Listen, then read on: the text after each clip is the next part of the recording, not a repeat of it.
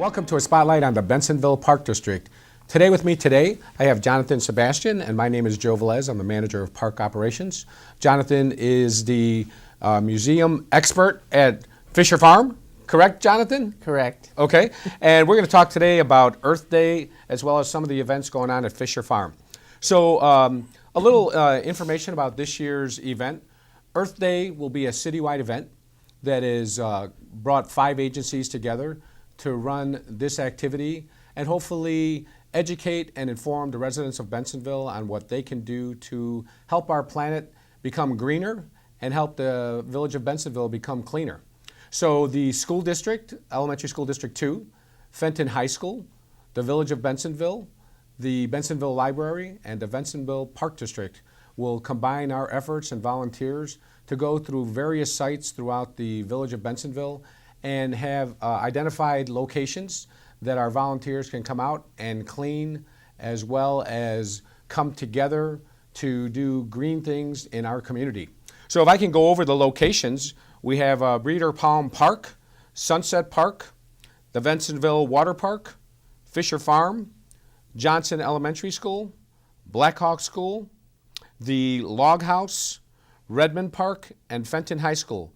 So we're going to ask the residents to call the Park District and register at one of these locations, or you can just register in general and we will assign you to a location. This event will be held on April 21st, 8 a.m. in the morning, as well as we'll be doing a recycling event for all electronics from 6 a.m. to 9 p.m. over at the Deer Grove Leisure Center. So as you can see, we're going to give you many opportunities to do some recycling and reusing of products that might be around your house. And as we all know, our youth have grown up with these type of activities and education. I think we're educating our adults on what we can do on a daily basis. So Jonathan, if you could tell us a little bit about what's going on at Fisher Farm. In regard to Earth Day, since you were talking about that, I'll just address that. As you said, it's a little bit different than the way we did it last year. So again, thank you to everybody that helped out at Fisher Farm for that last year. So in terms of just stop by the Leisure Center or call and you can sign up for one of these sites is how we're sort of structuring it this year. So, and that'll just be a great starting point, I think, with the organizations, the agencies in the community working together like that. And hopefully we'll be able to get a lot done at Fisher Farm that day as sort of a kickoff to what I think is going to be a great year at Fisher Farm. So we're going to be working on, different things. We're going to be doing a cleanup of the property. We'll be cutting buckthorn as a part of our program there. We're going to get the garden started for the new year. So we'll have a lot of projects going on at the farm to be a part of on Earth Day. So we have a quilt show coming up at the farm. If you could talk a little bit about that. Yeah, our first event of the calendar year kicks off with the quilt show. This is the 11th year that we've done it now. It's an annual event that runs and pretty popular for a quilt show. I think it's a great setting at the farmhouse. We get between 80 and 100 quilts that we display, and so every inch of wall space inside the farmhouse gets covered with quilts, and I'm not exaggerating on that point. And the other sort of remarkable thing is that I've not had to reuse a quilt yet. So it's always been a different experience when you've come for the quilt show. So this year is going to be no different. So we'll have a whole variety of quilts. And it's just always, fascinating to me to see the designs and the patterns that quilters come up with. I mean, these are truly works of art. A lot of these quilts that get displayed. So, come on out on March 17th and 18th. Is when we're going to do this year, and I think it's a great event to start the year at Fisher Farm. Now, I've never been to this show, so I'm going to ask some questions, and some of our viewers might be asking. So, is there a charge to get into the quilt show? There is a fee to get in. It's just pay at the door. It's $4 essentially for adults, and for a child ages 5 to 17, it's $1. Okay, and who provides the quilts? Quilters from all over. We have various quilting guilds that clubs that meet that loan their quilts for the show, but you can also contact me directly if you have a quilt that you'd like to put on display in this year's show or in a future show. Contact me, let me know, and we can make arrangements to have your quilt on display. Now, do any of the quilts go on sale after the event or during the event? Some of the quilts do, if the maker is looking to sell the quilt or the person who owns the quilt is looking to sell it. But we also, separately from what's in the house, which is more traditionally the show, out in the what's called the Red Barn by many people, or really the granary, technically, we have a sale in there going on at the same time all weekend. So there's a whole lot of product in there. So if you're a quilter, if you're into quilting, we'll have materials, patterns, pattern books, other items that you'd want, quilting rack. So there's quite a variety of items that'll be for sale. Fantastic. How about demonstrations, things along those lines? Will that be going on? Not per se during this weekend, but we will have an appraiser there. She's been there a couple years now, Sherry Branson. She does a great job. She's a certified appraiser. So if you had a quilt that you'd like to get appraised, you can call her. Her information is available on the flyer and on the website. You can give her a call directly and set up an appointment. So when people would like to bring their quilt out, should they make some pre-arranged reservation with you that they're going to bring it out, or can they just show up with their quilt? In terms of having the quilt displayed in the show, yes, they need to contact me ahead of time, and I need a little bit of information on the background of the quilt, and then I'll make arrangements to have that on display. In reference to getting the quilt appraised, yes, you need to call ahead of time and make an appointment. Excellent. Okay, so moving on to other events going on at Fisher Farm, can you talk a little bit about the flashlight egg hunt coming up? Yeah, so in contrast to the quilt show, which essentially predates the operation of the museum at Fisher Farm, we have the flashlight egg hunt, which I introduced last year in March, and it was particularly well received by the community. I had a very large group, larger than expected, in attendance that evening come out, and I think people had a great time. So we're going to offer this again, and I think it's just a great venue, a unique place to be able to have the egg hunt. You know, a fun place for families to come out there. We'll have some activities going on, a scavenger hunt. Of course, the Easter Bunny will be there, so you can get your pictures with the Easter Bunny. So we'll do a couple different things, and then we'll have the flashlight egg hunt. So bring your basket, and we'll have the eggs out there, and you can do that hunt. Excellent. So while you and I know a lot of the workings of the farm that the public may not be aware of, we want to talk about some of the things that are going on behind the scene that are going to make the farm a better place to go to this year. And while it was great in the past, we're really trying to enhance the things that are going on. So we have established a Fisher Farm Foundation Board, and part of the goal of that board is to raise funds to support activities and bring in new projects and new programs to the farm, as well as to generate a volunteer base to help out and make things, you know, just the best they can be there, as well as moving forward a plan for 3, 5, 10 years down the road. Can you talk a little bit about that?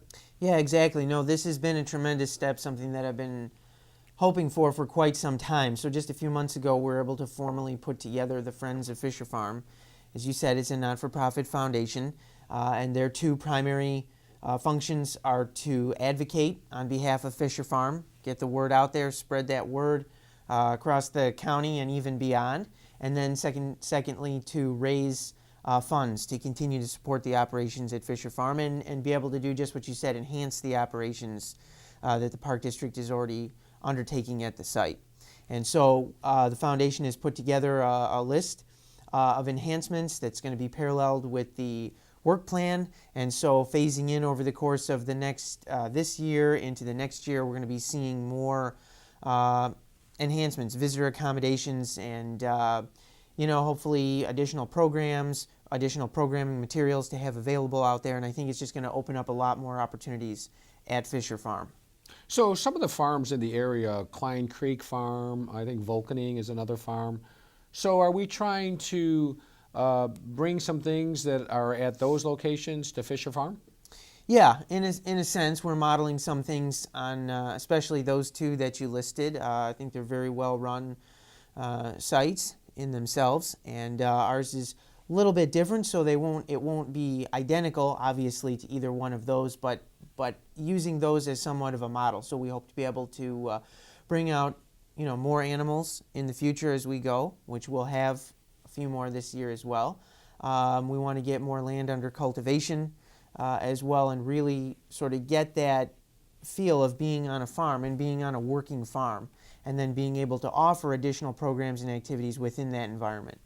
Great. So, just for clarity, one day we hope that our residents and those that live around Fisher Farm can come to the farm and get a totally different experience that they Right. wouldn't be able to get unless they drove 100 miles away from, Right. Bensenville. Great. Exactly. Excellent. And so you talked about more animals. What kind of animals? We're talking like elephants, giraffes, those type animals? Not quite. Haven't moved into the jungle animal realm yet. Nothing yet. Probably won't be moving there anytime soon. No, as many of you know, we've had chickens out there that are permanent residents at Fisher Farm, you might say, and we will have additional chickens this year, so I think that'll be great. We also have the sheep. Some of you were able to see that. We had them for a little while last year, and the sheep will be back with us again. So they'll be out there for hopefully about 6 months this year. So once school gets out, come out, make sure you visit the sheep out there. We'll also be adding turkeys to Fisher Farm this year. Excellent. Well, I think that would be a great place to take a little bit of a break, seeing as how we're talking about these animals. I don't know about you, but I'm getting hungry. So when we come back from the break, we're going to talk a little bit more about the Bensenville Park District.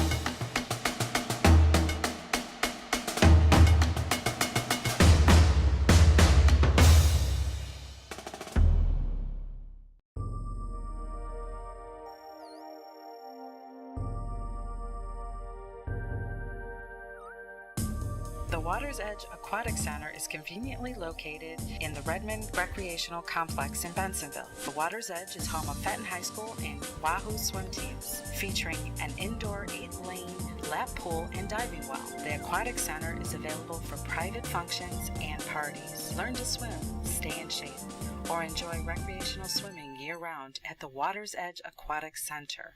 The Bensenville Community Library, serving a community of readers. Whether you're old or young, a lover of words, music, or computers, the library has something for you. Check out our new Kindles, toddler jams, story and movie nights, or a variety of other activities offered.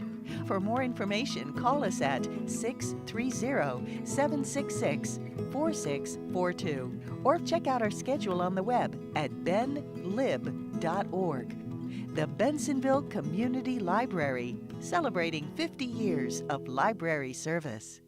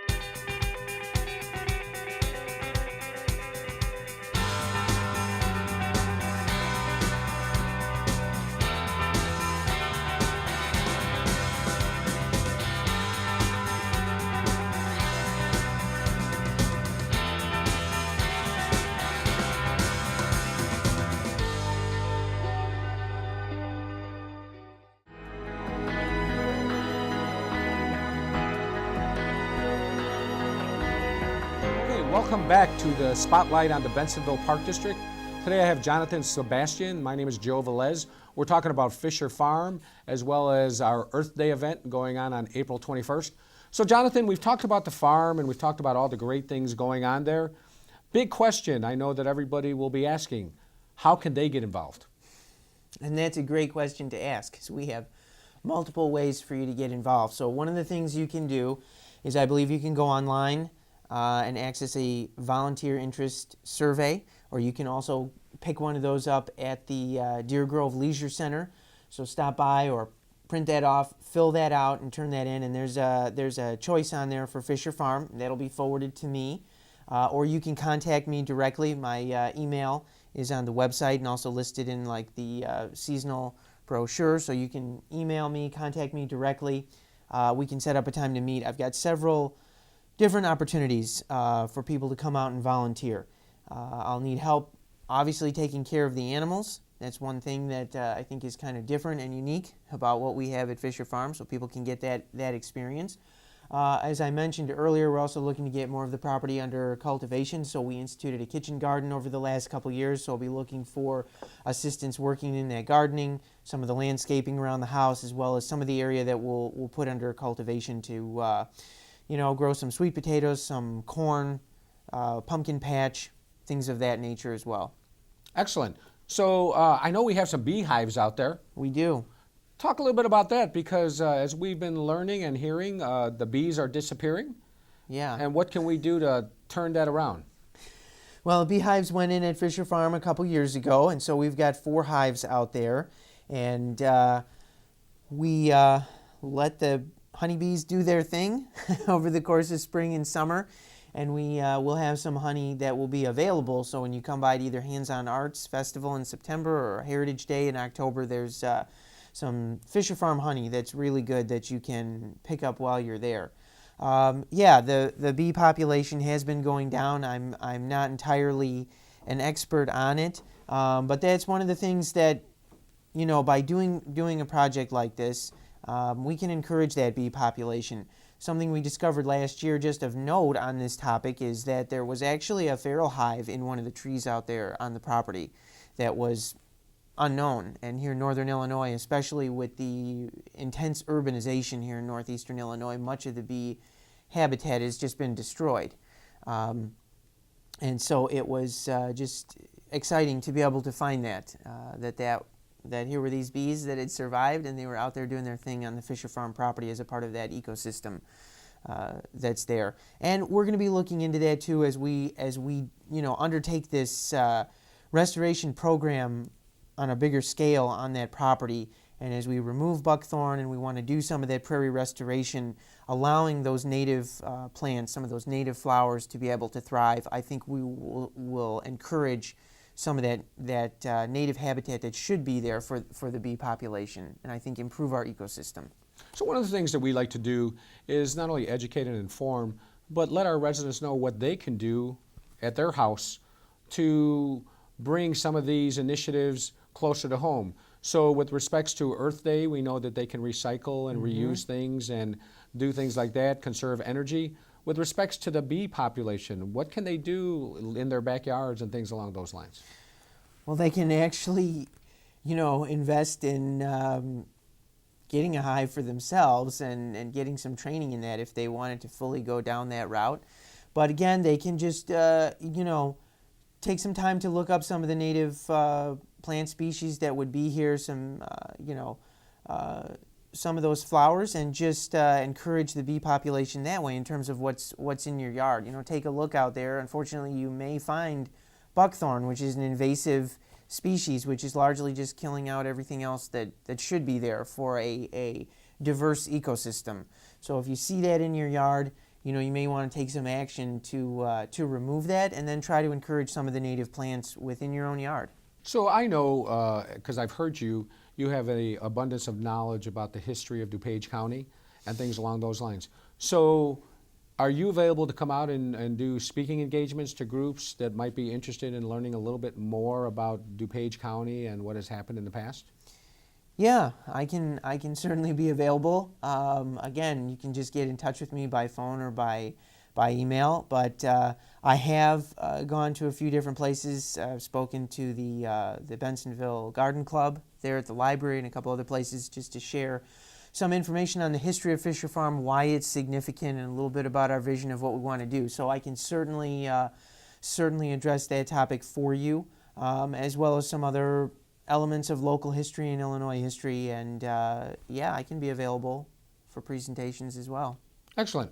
And then I know Fisher Farm will be offering a summer camp once again this year. You can talk a little bit about that. Yeah, we call that Discovery Camp. We've offered it the last 2 summers. This year we'll have additional sessions, so it won't just be the single session. There will be 3 sessions to be able to sign up for at Fisher Farm, and we do a whole variety of activities with the kids out there. I mean, they'll get to learn how to take care of the animals, they'll get to learn about gardening, they'll get to do a couple other visits to some other sites, living history farms in the area, as well as the Churchville Schoolhouse. We're initiating a good joint program with the Elmhurst History Museum. They'll be able to take a nature hike through the Fisher Woods Forest Preserve there. So they're going to learn about ecology, they'll learn about the animals that are there, the native plants that are there. They'll learn about some of the history, and they'll play a whole wide variety of games and do other activities out there at the site. Well, that's great. And as you can see, this is another unique experience by the Bensenville Park District. So just in recap, on March 17th and March 18th, we have the quilt show at Fisher Farm. And then we move to March 23rd, where we have the flashlight egg hunt. And then on April 21st, the entire community comes together in a combined effort to not only come out and clean the village of Bensenville, but also to inform, recycle, and just to educate people about what we can do to make our community better. Thank you very much for listening. This is Spotlight on the Bensenville Park District. Thank you very much.